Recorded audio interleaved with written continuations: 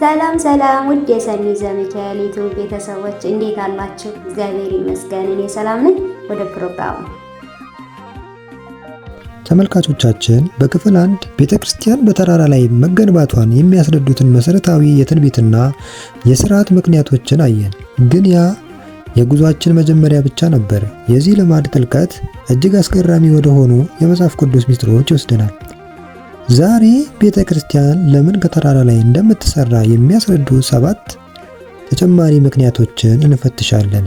እነዚህ ምክንያቶች ከሰው ልጅ መጀመሪያ ገነት ጀምሮ እስከ ክርስቶስ ስብከት ወደ ሰማያዊት ኢየሩሳሌም የሚወስዱ ናቸው። ቤተክርስቲያን በምድር ላይ ያለች ሰማያዊት ሀገር ናት።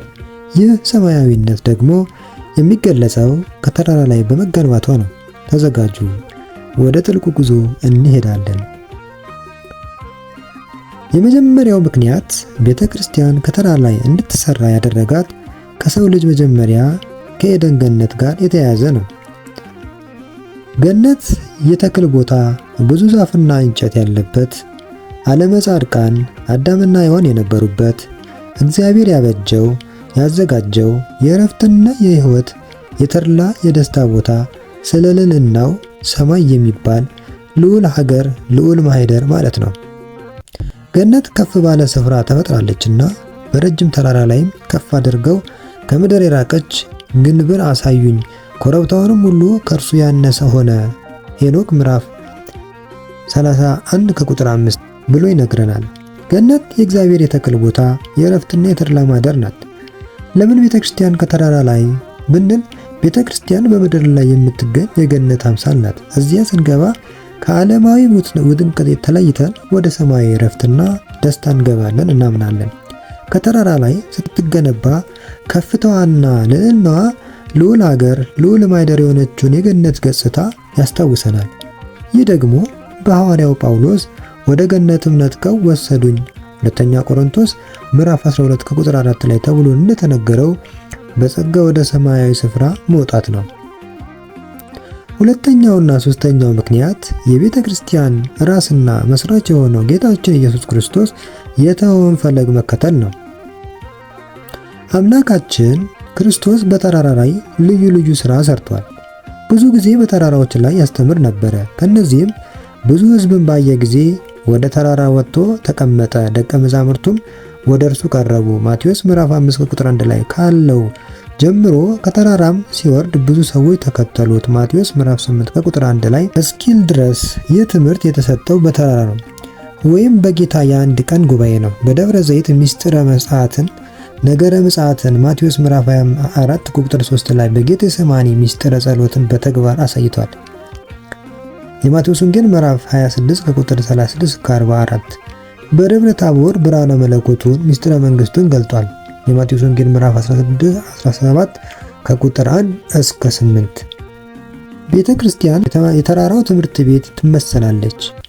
እግዚአብሔር ቃሉንና ትምህርቱን የሚያስተላልፍበት ከፍ ያለ ቦታ መሆኗን ትገልጻለች።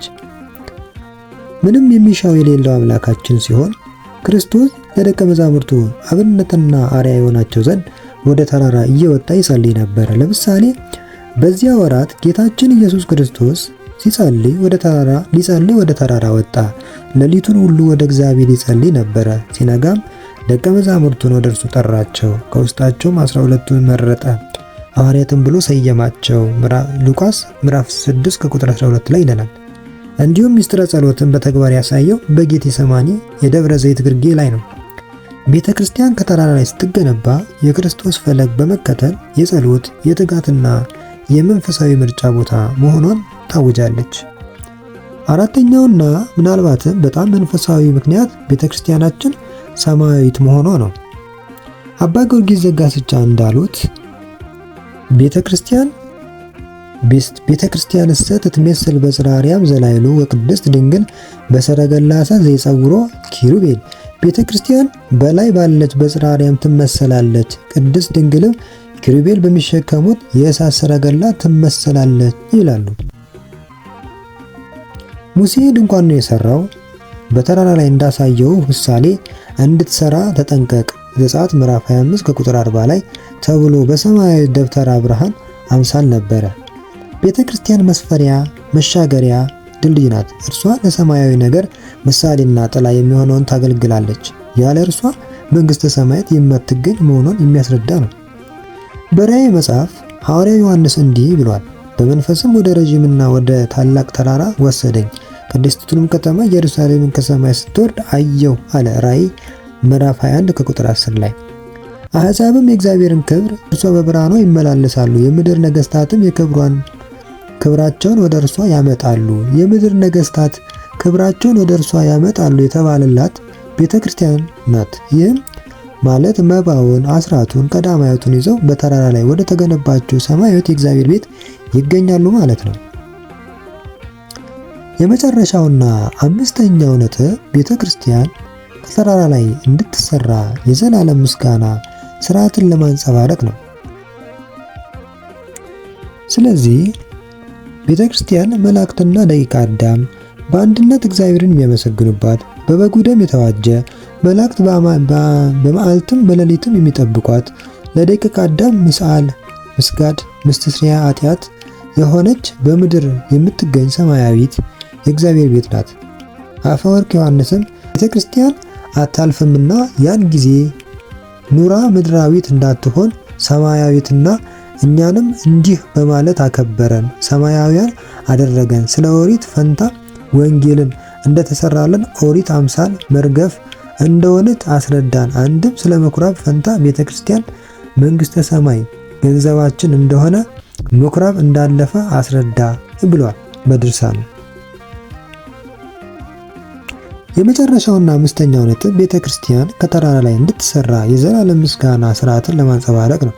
ለምን ሁልጊዜ ወደ ቤተ ክርስቲያን እንሄዳለን ስንል ዘወትር እግዚአብሔርን ማመስገን የሚገባ ስለሆነ ቤተ ክርስቲያን መላእክትና ደቂቀ አዳም በአንድነት እግዚአብሔርን የሚያመሰግኑባት ሰማያዊት ቤት ናት። በቤተ ክርስቲያን ከተራራ ላይ ስትገነባ የምስጋና የጸሎት ቦታ መሆኗን በክብር ታውጃለች። ጠባቂ ለኪዳን መሸ ለቁርባን እንዲሉ በየሰዓቱ የሚጸለዩ 7 የጸሎት ስርዓቶች አሉ።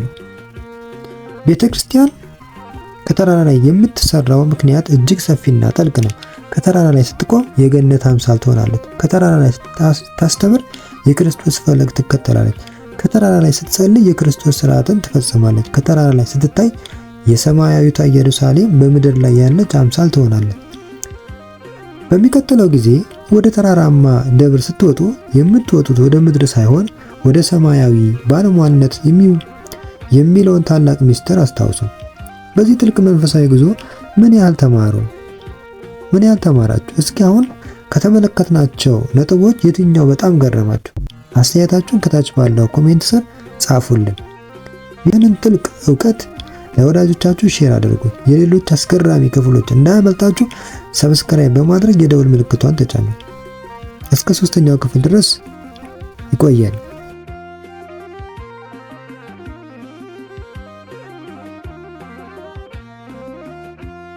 የሰኒ ዘሚካኤል ዩቲዩብ ቤተሰቦች በሌላ ፕሮግራም እስከምንገናኝ ድረስ ሰላም ቆዩልኝ።